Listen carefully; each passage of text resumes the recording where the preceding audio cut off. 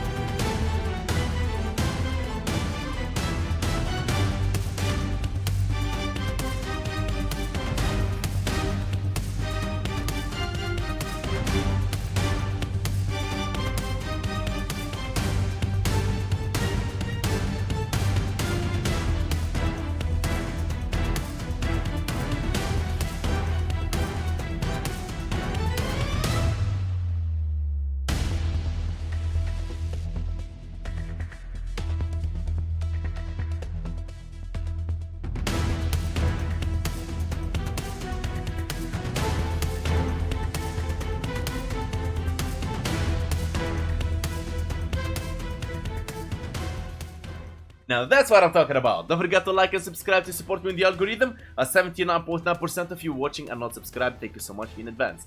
As always, before I build my weapons and my warframes, I rely on a method called DVS. Follow it and I promise you'll start making your own powerful builds.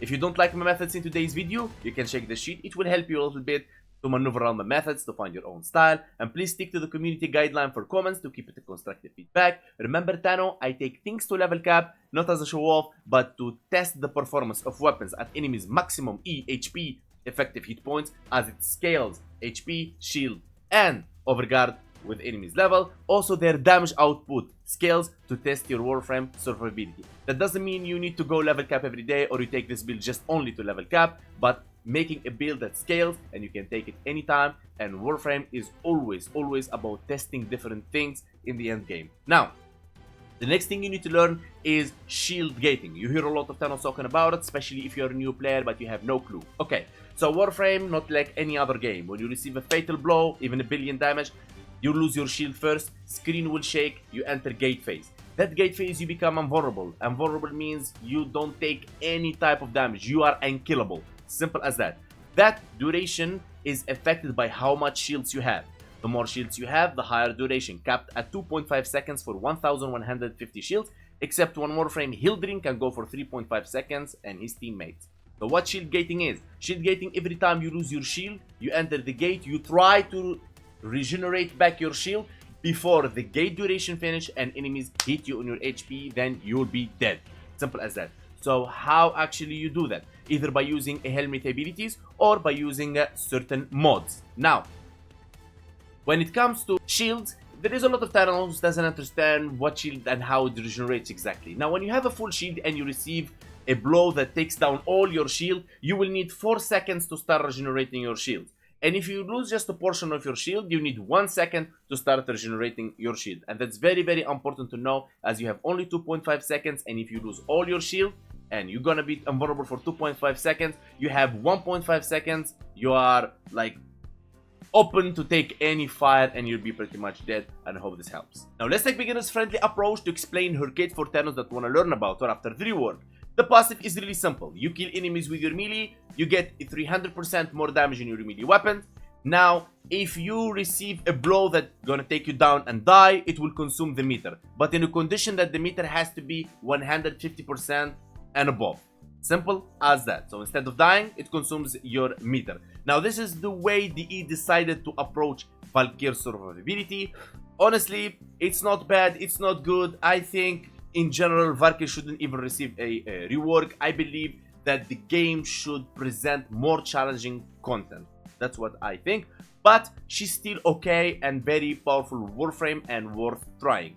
Now, first ability, Repline. Valkyr hurts forth a hook and pulls herself to wherever it hits. If it hits an enemy, nearby foe will be pulled like a small little vortex. It got an augment called the Swing Liner. Replines has no energy cost while airborne, plus 20% parkour velocity. Now this is more towards open world and jumping from spot to spot, but the main reason you want to keep this ability is by pulling in enemies.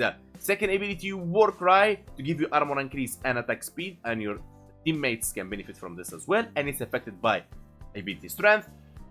Got a very powerful augment called Eternal War. While active, Warcry duration is increased by 2 seconds for each melee kill. Now, Paralysis, unleash damaging blast, slowing its victims while increasing their melee damage vulnerability. Means the enemies that hit with this, they will receive more melee damage, and she's all about melee damage. Now, it has an augment called the Prolonged Paralysis. Affected enemies are pulled toward Valkyr, and the stun duration is increased by 5 seconds. It's not bad at all. It's a really nice augment. Now, Hysteria. Valkyr bears her deadly claws. Now, she will receive, she will activate her exalted weapon in a way. Devastating attacks that also heal her. Valkyr becomes immune to statue effects, and her armor bonus from Valkyr is multiplied. When we say statue effects means knockdowns and all that kind of stuff, and the effect from Warcry is multiplied. The armor increase and the attack speed. She become crazy. Now it got 3 augments. Hysterical Assault. Attack with Valkyr Talons to leap into targets enemies up to 50 meters away. Gain 50% parkour velocity and 50% sprint speed, which is nice. Enraged is the best one if you plan on using the Hysteria augments. Damage increased by 350%. Critical chance increased by 350%. Hysteria lasts for 15 seconds and receive a matching cooldown. I don't like the 15 seconds, honestly. It's a no-go for me, even if it offers a lot. But if you like it, go ahead. Always try different things. There is no build written on stone. Hysterical Fixation. While Hysteria active, each kill restores 20% maximum shield. Now, when it comes to Helminth, now here there is always an argument. Is it the first ability or the third ability? Always the first ability. Now I know you'd say pulls enemies and whatever. No, always first ability. Never take off the paralysis. It makes enemy damage vulnerable. I wouldn't take that for just pulling in some enemies. Like Nautilus can do that instead, or the new secondary weapon from Ileweaver, Oraxia signature weapon can do that, and pretty much it. So how you play her is really simple. You activate Warcry, you activate paralysis in nearby enemies, and Hysteria will pull out your exalted weapons, and you just take them down. Now let's go for the real deal. And now let's start with the Archon shards. I'll be running 3 Violet Archon shards for 25% melee critical damage for her exalted weapon, and when max energy is over 500, the damage boost is doubled, and we will have the 500 plus. Now the 2 Emerald Archon shards, they are optional, and what they do is that they will push the stacks of corrosive from 10 to 14 to armor strip enemies with corrosive sources. For example, your primary, your secondary, your exalted weapon, or a Helminth ability like Tempest Barrage, but not your Sentinel or your companion. Now, if you plan on using a Helminth ability to armor strip, like Terrify, Pillage, Star Strike, or whatever, or your Nine of Fox School, you don't need these. Replace them with anything else you want. Strength, duration, casting speed, more melee critical damage. Totally up to you. Now, I've took this Valkyr 3 times to level cap, and honestly, I always prioritize comfort in Warframe. The reason for that, there is 60 Warframes, and eventually you will build them all, you like it or not, and you can't just memorize every single synergy every single time you want to try a different Warframes, or you feel bored from one, you want to go for another. So I always try to prioritize comfort and simplicity. So, after she received the rework, she is no more immortal from her 4th ability, and now you have to stay alive. And my favorite and the most comfortable build I found by testing, not by theory, because in theory I can throw anything you can imagine and it just will work in normal steel path. We talk about void moth or whatever, and I can show you that in a second. So now, you know, earlier I explained to you shield gating. Now comes Brief Respite. On ability costs, Quad converts 150% of energy spent to shields while over shields are inactive. Now look at that, 25, 25, 75, 25. So anything you spend from here, it will slightly get you back your shields, even if you are under like taking damage or something, and that will help you survive. Premature Footed. Now, some Thanos would say, oh, wait a second, she is statue immune. Yes, yes. But the higher you go, I noticed, I don't know this is a trick he did or what it is, but the higher you go, the less energy the enemy will drop and the less ammo they will drop. Eventually, you will find yourself out of Hysteria, and the last thing you want at that moment is getting knocked down. But Premature Footed is locked behind 400 days login, and please DE, just put it on Baruki tier so everybody have fun with that. Now, If you don't have Prime and Sure-Footed, my favorite and hands down is Hand Spring. If you don't Hand Spring, use normal Sure-Footed. Otherwise, just use Power Drift or use Canning Drift or whatever you want. That's my favorites. And unless you're going for Slam build or something. Now, Primed Continuity for duration, Stress for range, Primed for energy max, easy to know. Rolling Guard for... This is a must. If you're planning on making builds that scale, Rolling Guard is your best in slot. No one and no veteran will tell you otherwise. It will make you invulnerable for 3 seconds and cleanse all your status. Of course, she's aiming you when she's not 4th. I agree with that. But you don't know if your 4th is active or you are under a nullifier. You play this game enough, if you've been under a lot of circumstances, Rolling Guard, you'll start valuing this. Transfer for strength and minus ability duration, that we will fix with Ogre Message, ability duration. Also, 80% energy spent on abilities converted to shield to health, brief respite. Equilibrium, health pickups to energy, energy pickups to health. Now, honestly, every time I go to level cap, I try to not use it, but I find it very helpful, especially after the update 1999. I see a lot of energy, like drops less and health drops less. Now, Precision Intensify, 90% ability strength for your 4th ability. The 4th ability is the Hysteria, is the Cloud, because that's how we're going to be killing enemies, and that's how we're going to reach damage cap. Arcane Energize is a must. I know, you might go for a multi-augmented, you might want to go for battery, yeah, go ahead, if you plan on going like low level to mid level. But if you want builds that scale, Arcane Energize is a go, no argument there. Arcane Capsucular, now, while invisible, gain 30% ability strength and 3 times final critical damage. That's insanely powerful, and that's why I'm going with Quiver. Now, some titles would say, why not Evade? Evade requires headshots, and I'm not planning on going for headshots on Valkyr. So, and also, like Evade has a long cooldown if you miss the headshots and all that kind of things. Quiver is just amazing, and I love it. And you can either go stationary or you just hit your sentinel and you'll be moving around and invisible, and I will show you that in a second. So the build is technically as simple as this. You are invisible, critical damage, using your 4th ability, exalted weapons, taking everything down, benefiting from Energize, benefiting from Equilibrium, and Rolling Guard in bad situations, sure-footed if you don't have energy anymore to make sure that you don't get knocked down, and that's pretty much it. Now, it doesn't matter when you will play this build, now or in the future, or you build it now, you play it, you enjoy it, and then you abandon it for another Warframe, you will always come back and you look at it and you will say, okay, I'm just gonna be invisible, my energy is good, everything is perfect, and I will not miss anything.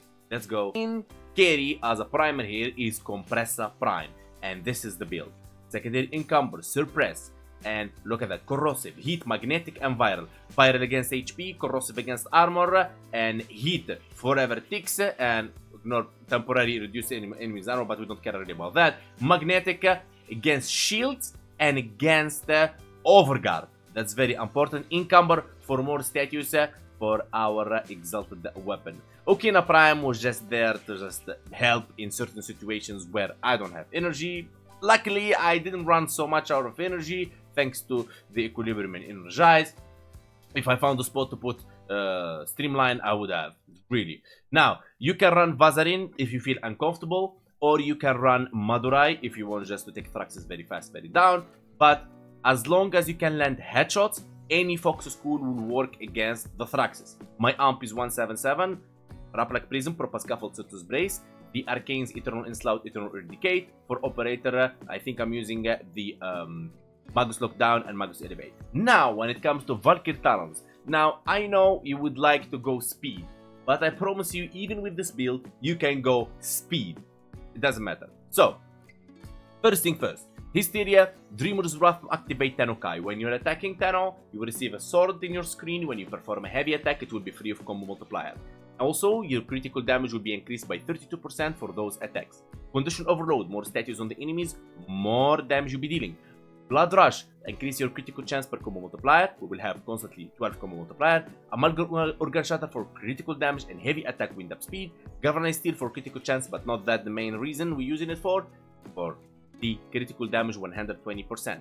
Primal Fever Strike for Toxin, Gladiator Might for critical damage and more critical chance per combo multiplier. Primal Smite Orichin is multiplicative damage against the faction you're fighting. You wanna go Orichin Corrupted, there you go. Grenier, there you go. Corpus, there you go. The Murmur, there you go. And so on, and so on, and so on. But if you don't like to use multiplicative faction modes, and I hope DE one day give us an option where we trade ours for universal one, okay, you can use Primate Pressure Point, which is my favorite and which would I go for, or you can use the Primate Fury. That's totally up to you, but for now I keep my multiplicative damage to faction. Killing Blow, 120% melee damage on heavy attacks and 60% heavy attack wind up speed. Melee Crescendo. Now a lot of Thanos doesn't understand how melee Crescendo actually works even till now.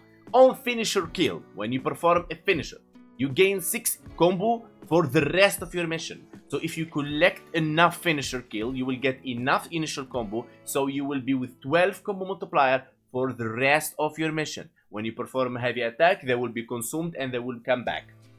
The whole mission, okay? Now, how would you, let's say, perform those finishers? That's very easy, and I need to take you to Simulacrum to show you. Now, let's summon some enemies. That's the first thing we're going to do. Now, first step, I will show you Vazarin. Vazarin is the easiest way to do this. But there is a trick here, Tano. Make sure to have your Hysteria active, otherwise it will contribute towards your other melee weapon if it has Crescendo. So, there you go. Use your Operator, second ability, the Ragdoll. You see this? Press X. Ground Finisher. And that's the easiest way. Now, there is another way. You can use Naramon, for example. Now, I'm mentioning all this because I don't know what Fox School that you have active. Alright, let's summon these guys. Now, it's a little bit tricky on Naramon. You want to go to your Operator, use the second ability. It will start like so, and then you just dash. You open them for finisher. Okay? Get it? Simple as that. But then you go again. Use second ability, dash for finishers. Get that. Now, if you don't like to use Fox Schools for this, it's okay. Let's put back Vazarin in here because that's what we're going to do really quick. Like speed. Now, you can use, for example, Shadow Prime. And what you can equip on Shadow or the other weapons that you would like to go for is the Aerial Periphery, for example. Damage enemies while aim gliding and put that to the whatever. Then you can just do the finisher zone. So, and pop, and open for finish. Okay, airborne, up, aim gliding. That's your aim glide. Up, see that? You jump, right click, your aim gliding. Simple as that. Now, if you don't like the shadow, it's okay. I will show you another way to do it. So, for example, we can take the Bronco right here and using the augment for it, Dizing rounds. This one. Shots from less than 8 meters stun enemies and open them for finishers to 100% statue chance. There we go. Well, as this. Whoop. That. Now I show you 4 ways to perform finishes. Of course, there is a lot of other ways to do that, but I just showed you like the most common ones for you to just like get an idea how to perform finish. Simple as that. Now let's get the 12 combo multipliers. We'll summon 20 heavy corrupted gunners level 230. How I can summon them level 230? Because I'm mastery 35. The higher mastery you are, the higher level in simulacrum you can summon enemies in. Now make sure to activate your Hysteria. As you can see, our Hysteria is really powerful and it can take them down very easy. And even at level cap you can kill them with finishers. Alright, I had to die to test that and it worked. Even at level cap they die from the ground finishers. You go, look at that. I mean, if you just take actually Vazarin and just ragdoll them down in the ground and you can just like play level cap. Look at that. Very powerful. Very powerful. Okay, now let me show you that we have the 12 multiplier. As you can see that the melee damage is increased by 300%. Now it's getting down, fading. Okay, we don't want it to get fading under 150%. So we stay alive no matter what. Now, when it comes to our Helminth ability, that now I can move around for 17 seconds of invisibility. I don't need to land headshots. I don't need anything. Now, if you're good at aiming, you can actually jump and hit your sentence again, and you refresh it before even it finish. As you can see the buff up there, that I'm hitting over and over. If I want to be stationary, I'll just stand still and cast it where I am. Okay, I hope that helps. Now, let's go for some action. Hitting those enemies. Gunners. We're gonna go first without DVS. We're gonna go like straight, hitting those guys. Right, let's go. Gonna up, 19 million. Go. Now, you see the combo takes a second to come back. That, boom. Now we activate the third ability. You will see the difference now. Boom, 88 million. Now we make them vulnerable for more melee damage. There you go, 382 million. Now we're going to activate our second ability as well. I want you to see this, how it scales step by step. Now we lost our combo there. The thing, 31 million. Guys, 8 flare, make them vulnerable to melee damage. Check this out. Boom. And that's a very, very, very powerful heavy attack. Now, we need to activate our arcane for 3 critical damage now. So let's summon more enemies.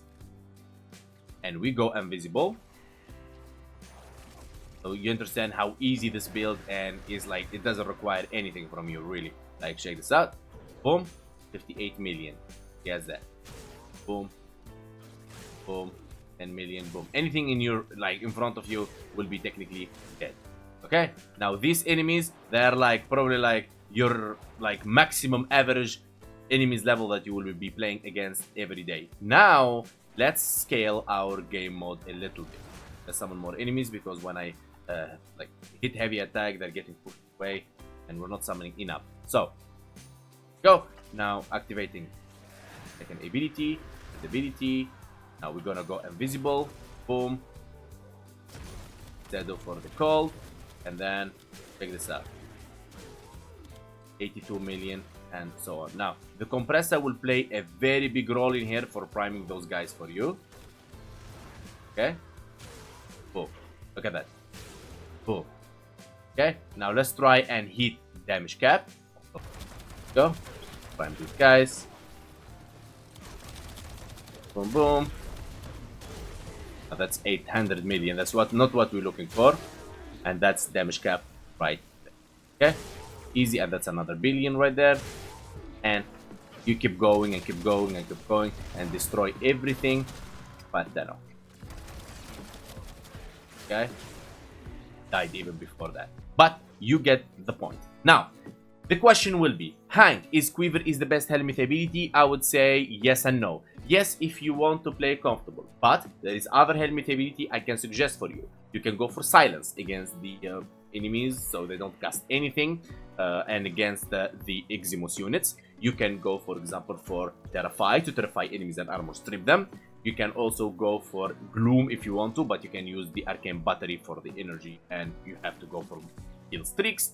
You can use Resonator to distract enemies. You can use Nourish to proc viral, and you mod your Valkyr Talons for corrosive, and works both way, but it doesn't have a high statue, but it's okay. It can work, give or take. You can use Tempest Barrage to armor strip them and proc viral on them, and that would be good as well. You can use the Wrathful Advance for high critical chance, but the point is this. The point is that you need to make sure that you get builds, or you create builds, or you follow builds that actually scale. Now, as you can see right there, I just took off like all her mods in that build, okay, and I'm just going straight to, for example, let's say Void Mod Steel Path right here. Okay, so no Helminth abilities, no nothing, just Valkyr Prime with no mods, okay, and just her exalted weapon modded, and we are in the Void mod. And now what I'm gonna show you right now is that this is the reason I don't show you things in this level. Okay, now she have 1000 armor, and you will already notice that she is a little bit tanky. So using the first ability, now I can use Vazarin and dash on myself. Okay, and I can use Vazarin to get my 12 combo multipliers. So dashing on myself. So what I'm trying to show you here, that you at Void mod, you can play however you want. So this is unmodded Valkyr in Void mod. Okay? The point here I'm trying to show you that this level of Steel Path is never a level where you want to, let's say, create a scaling build. Okay? We have our 12 combo multiplier, flashing itself. Remember, guys, we are unmodded.